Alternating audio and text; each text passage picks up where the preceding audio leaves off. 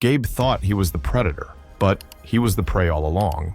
He walked into the studio, ready to stage a public takedown, but within minutes, he was the one bleeding out in front of millions. His face, frozen in shock, realizing he had lost control, was already a meme before the interview even ended. But the real nightmare began after the camera stopped rolling, as his career crumbled faster than he could blink. Let's go back to the moment where everything went wrong. New York, 2025, primetime television. The studio was a fortress of carefully manufactured reality, a place where everything, from the way the chairs were positioned to the exact temperature of the room, was designed for control. No surprises, no slip-ups, no moments of real, raw unpredictability. That was the goal.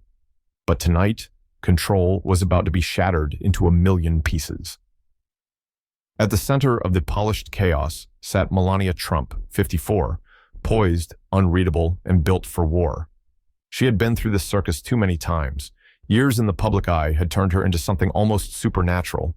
A woman who could sit through the ugliest media storms without blinking, who could be insulted on national television and still look like she was bored of the conversation before it even started.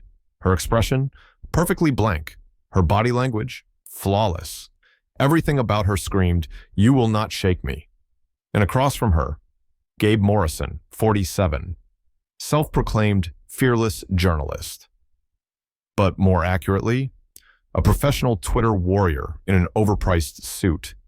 He had built his entire career on being aggressive, pushing people into uncomfortable corners and making sure they never walked away from his interviews unscathed. He didn't just want headlines, he wanted blood. And tonight, in front of millions of viewers, he thought he was about to get it. The moment the gloves came off, the show's theme music faded out, the last few seconds of the intro graphics vanishing off the screen. The audience settled, their applause dying down into an eerie, expectant silence. And then, it began.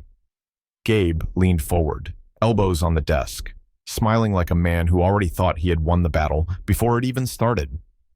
"So, Melania," he said, his voice smooth, dripping with that fake concern journalists love to put on when they're about to go for the throat. "You've remained mostly silent about your husband's role in dismantling democratic norms. Would you say that's because you agreed with his actions or because you simply didn't understand them?" Boom. First shot fired. The words hung in the air, slicing through the tension in the room like a blade. It was a setup, a loaded question, designed to force her into a lose-lose scenario. If she defended Trump, she would be attacked for her loyalty. If she hesitated, she would be ripped apart for weakness. If she got angry, she would become a headline before the next commercial break. Gabe had played this game before. He had torn apart CEOs, politicians, public figures.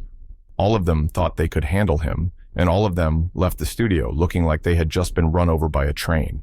But tonight, he had no idea he had just walked into his own trap. The audience leaned in, waiting for the first crack to show in Melania's unshakable armor. Somewhere behind the cameras, a producer's heartbeat probably doubled in speed. And yet, nothing. Melania didn't blink, didn't shift, didn't even acknowledge that the question had been designed to hit like a wrecking ball. Instead, she simply stared at him, slow, deliberate, calculating. And then, in a voice as smooth as polished glass but sharper than a razor blade, she answered, "I understand perfectly well." Silence. And then, "Unlike you, who understands nothing but Twitter likes." Oof, that one hit. A ripple of reaction moved through the audience.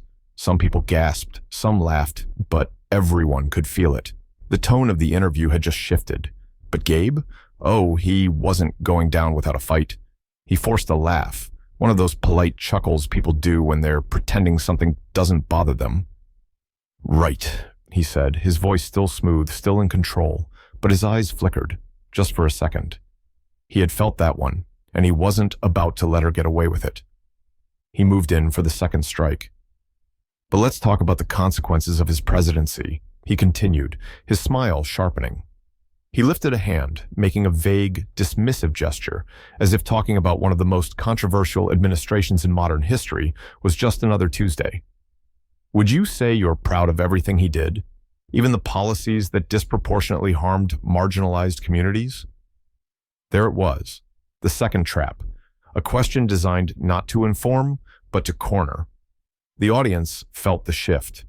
The studio air became heavy, the kind of uncomfortable tension that made even the most neutral viewers sit up straighter. Gabe?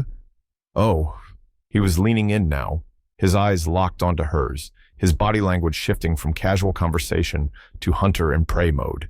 He could smell blood. In his mind, he had her right where he wanted her. He was seconds away from delivering the knockout punch, the viral moment that would get his name trending across every platform before the end of the hour.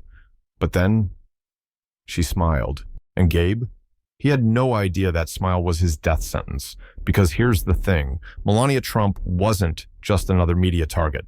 She had spent years in the spotlight, had survived scandals, criticisms, betrayals, and the full weight of the press machine trying to tear her apart. She was still standing, and she wasn't just going to survive this interview. She was about to bury Gabe Morrison's career in real time, and he had no clue what was coming next. The studio had started as a controlled environment, a place where everything was scripted, polished, predictable, but that illusion, it was over, because Melania just flipped the whole interview on its head, and now Gabe Morrison was sitting there, blinking like he had just been hit by a freight train in the middle of rush hour. He had come into this interview thinking he was in control, that he was going to drag Melania into the fire and watch her squirm. Instead, he was the one burning. And the worst part, the entire world was watching. The moment everything fell apart. The audience had felt the shift, that electric buzz of something real happening, something that wasn't in the teleprompter, wasn't part of Gabe's perfectly planned script. And now, they were leaning forward, wide-eyed, waiting for the knockout punch. Because Melania wasn't just fighting back, she was taking over. "You talk about marginalized communities," she said, her voice silk smooth, deliberate. "But remind me, Gabe, how many people of color work as producers on your show?" The silence was loud, the kind of silence that screamed. Gabe flinched. It was subtle, barely there, but the cameras caught it. The slight shift in his eyes, the way his fingers tightened against the desk for just a second. And suddenly, all that confidence, all that polished TV host charisma, it cracked. For the first time all night, Gabe wasn't the one in control, and the audience felt it. The recovery attempt, that failed miserably. "Well, this isn't about me." Gabe let out a nervous chuckle, that classic, "I'm still totally fine" laugh that people do when they are very much not fine. "Oh, but it is." Melania leaned in now, just enough to close the space between them, enough to make sure he knew she wasn't done yet. Her voice dropped into something low, cold, and entirely unbothered. "You pretend to care, but you are just another white man in a nice suit, selling outrage for clicks." The audience gasped. Not the fake, scripted gasps that you hear on daytime talk shows. Real ones. Because this wasn't how the interview was supposed to go. Gabe was supposed to be the one landing the blows, the one who made the headlines. But instead, he was sitting there, face frozen, realizing he was the headline. The moment Gabe realized he was doomed. "I'm sorry, but..." Gabe's voice cracked. It was small, almost imperceptible, but the mics picked it up perfectly. His body betrayed him. Shoulders a little too tense, jaw clenched just a little too tight, that slight flicker of panic in his eyes. And Melania saw it. She saw everything. And that was when she went in for the kill. "We are here because you need ratings." Melania tilted her head slightly, the kind of slow, calculated movement that made it clear she was enjoying this just a little too much. She studied him like he was some strange new experiment gone wrong. "Your viewers love seeing women attacked on live TV. That's why you tried this." Pause. "But I am not Hillary. I am not Michelle. And I am definitely not crying." Boom. The words hit like a wrecking ball. And Gabe, he had nothing. His mouth opened like he wanted to say something, but no sound came out. The studio descends into chaos. The control room must have been in full DEFCON 1 panic mode because suddenly the teleprompter froze. Someone behind the cameras was probably sweating bullets, scrambling to figure out how to pull Gabe out of the fire. The producers were losing their minds. The show had officially gone off the rails, and there was nothing they could do to stop it. And the internet? Oh, the internet was already on fire. Social media explodes. It took less than 2 minutes for Twitter to detonate. #Melania claps. Back was already trending. #Gabe meltdown was climbing up the charts. Clips of Gabe's face completely falling apart were getting edited into reaction videos before the interview even ended. It was bad. And the worst part, the cameras caught everything.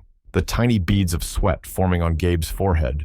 The way he kept shifting in his chair, trying to recover, trying to reset, but failing miserably. And Melania? She sat there, like a queen watching her opponent crumble, completely serene, untouched, and lethal. The final soul-crushing blow. And then, just as Gabe was about to completely short-circuit, just as the producers were probably thinking about cutting to commercial just to stop the disaster from getting worse, Melania delivered the final line. "Gabe, darling," she said, her voice smooth, effortless. "You call yourself a journalist, but you should thank me. You have never had this much engagement on your show before." Game over. The audience roared. Somewhere, a studio executive probably fainted. Gabe? He just sat there, completely, utterly finished. And in that moment, his entire career started crumbling before his eyes. The second the interview ended, it was over. Not for Melania, but for Gabe Morrison. The second the camera lights dimmed, he ripped off his mic, muttered something unintelligible under his breath, and stormed off the stage like a man who just realized he had dug his own grave on live television. And Melania? She didn't even watch him leave. She simply stood up, brushed off the imaginary dust from her flawless pantsuit, and walked away like nothing had happened. Like she hadn't just single-handedly torched a man's career in front of millions of viewers. The control room was dead silent. No one knew what to do. No one knew how to fix it. Because the reality? There was no fixing this. This wasn't just a bad interview. This was a full-scale, nuclear-level PR disaster, and Gabe was at the center of the explosion. The internet's immediate reaction: absolute chaos. The second the broadcast ended, social media detonated. Within minutes, Gabe was trending, for all the wrong reasons. Twitter turned his humiliation into a full-fledged event, looping his awkward stammers over dramatic music. Melania became an overnight internet legend, with fans declaring it the greatest clapback of the decade. The hashtag #GabeMeltdown shot to the #1 spot, and the memes? Oh, they were brutal. Some compared his reaction to a frozen computer screen, completely unresponsive, glitching in real time. Others remixed his stunned expression into reaction GIFs captioned, "When you realize you just lost your entire career in 30 seconds. Edits of Melania sipping tea while Gabe panicked flooded Instagram, accompanied by the caption, "Queen behavior." And then, the real carnage began. The corporate fallout. "We regret to inform you that you are canceled." The studio executives were furious. Gabe had one job: conduct a hard-hitting but controlled interview. Instead, he got publicly dismantled by a former first lady, and now the network was scrambling to do damage control. Behind closed doors, executives were shouting into phones, demanding to know how this happened. How did we let this spiral out of control? Who approved this segment? Does he even have media training? Gabe had single-handedly taken what was supposed to be a safe, ratings-friendly interview and turned it into a disaster of biblical proportions. His entire on-air persona, the smug, sharp-tongued, progressive media warrior, gone. Ripped to shreds in under 30 minutes. And the worst part? People were loving it. This wasn't a scandal the audience wanted to forget. This was a scandal they wanted to relive. Over and over and over again. The sponsor exodus. Actually, we don't know that man. Advertisers started pulling out. By morning, at least 3 major brands had cut ties with Gabe's show, issuing vague, overly polished PR statements that basically translated to, "We don't support this kind of behavior." Which was ironic, considering these same companies had no problem backing outrage-driven hit pieces before. But now that Gabe was the one being dragged, suddenly they had a conscience. One brand even posted, "We stand against misogyny in all forms." Translation: "We are terrified of social media backlash and will abandon ship immediately." Gabe's last-ditch effort to save himself, the apology that no one bought, Gabe issued an apology, but it was too late. It was the classic damage control routine. 1. I deeply regret how the interview unfolded. Named. 2. That was never my intention. 3. I respect Melania Trump even when we disagree. Blah, blah, blah. Nobody cared. The comments section was a war zone. Dude, we all saw the interview. Just log off. Nah, you were loving it when you thought you had the upper hand. Melania ended your whole career and walked out like a boss. And just when it seemed like it couldn't get worse, it did. Melania's response, the ultimate power move. While Gabe was scrambling to do damage control Melania, untouched, unbothered, thriving. She walked away from the interview like it was just another Tuesday. She sipped champagne while her PR team barely contained their glee. She released a statement that was less of an explanation and more of a victory lap. Her entire response. Thank you for watching. Hope Gabe learned something today. That was it. No over-explaining. No long-winded justifications. Just a mic-drop statement that made Twitter explode all over again. Late-night talk show hosts pile on. And then came the comedians. Every late-night talk show host was having a field day with Gabe's meltdown. One host called it the single most brutal interview in modern history. Another said, that wasn't an interview, that was a career execution. One even played a dramatic slow-motion replay of Gabe realizing he was doomed. The final nail in the coffin, the Trump tweet, and then the moment that officially ended Gabe Morrison's career. Donald Trump himself tweeted, Melania just did more damage to the fake news media in one night than I did in 4 years. Iconic. Game over. That tweet alone, it got more engagement than Gabe's entire apology post. And that was it, the final nail in the coffin. The next morning, Gabe deactivated his Twitter. No warning, no announcement. Just gone. And just like that, his career was over. What would you have done in his place? If you were completely shut down on live TV, would you try to save your reputation or just vanish from social media like Gabe did? Share your thoughts in the comments. Have you or someone you know ever overestimated your position and faced the consequences? Hit the like button. If you enjoyed this breakdown, share with your friends to discuss, and don't forget to subscribe for more deep dives like this. This story isn't about drama. It's about awareness. It highlights the problem of media double standards, the importance of integrity in journalism, and ultimately aims to make the world a better place. Your opinion matters.